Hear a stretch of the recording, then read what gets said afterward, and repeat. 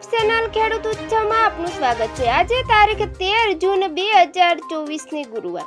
જોઈએ આજના હવામાન સમાચાર જાણીશું, જેમાં આજે કેટલા વિસ્તારમાં વરસાદ પડશે અને આવતીકાલે કેટલા વિસ્તારમાં વરસાદની આગાહી કરવામાં આવી છે તે સંપૂર્ણ અપડેટ જાણીશું। તે પહેલા ચેનલમાં નવા હો તો ચેનલને સબસ્ક્રાઇબ કરી લેજો। હવામાન વિભાગના જણાવ્યા પ્રમાણે ગુજરાતમાં ચોમાસાનો પ્રવેશ થઈ ગયો છે। દક્ષિણ ગુજરાતના નવસારી વલસાડથી ચોમાસાની આગમન થઈ ગયું છે।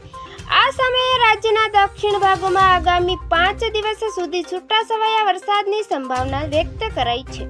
સામાન્ય રીતે ગુજરાતમાં 20 જૂનથી ચોમાસાની શરૂઆત થાય છે, પરંતુ આ વખતે દક્ષિણ પશ્ચિમ ચોમાસું સમય પહેલા રાજ્યમાં પહોંચી ગયું છે।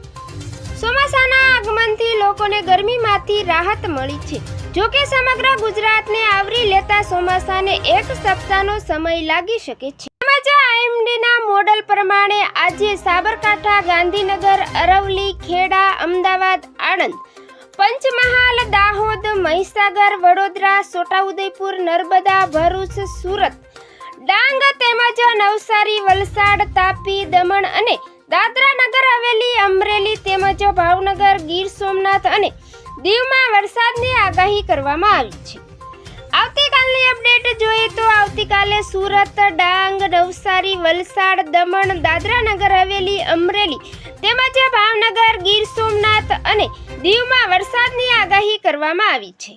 ગઈકાલની અપડેટ જોઈએ તો ગઈકાલે દક્ષિણ ગુજરાતમાં વરસાદની ધમાકેદાર એન્ટ્રી થઈ હતી અને વાપી, દમણ અને દાદરા નગર હવેલીમાં ભારે વરસાદ વરસ્યો હતો।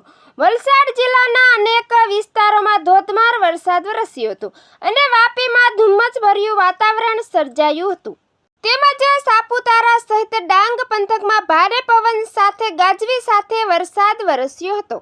જસદણમાં પણ પવન સાથે ધોધમાર વરસાદ વરસ્યો હતો। ગઢડિયા, આધ્યા, વેરાવળ, ભાડલા, સરદાર ગામોમાં ભારે વરસાદ વરસ્યો હતો।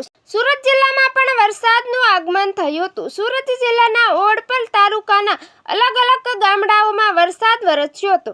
કેટલીય જગ્યાએ ધોધમાર વરસાદ તો કેટલી જગ્યાએ ધીમી ધારે વરસાદ વરસ્યો હતો। તો મિત્રો, ફરી મળીશું નવી અપડેટમાં। જોતા રહેજો ખેડૂત ઉત્સવ ચેનલ।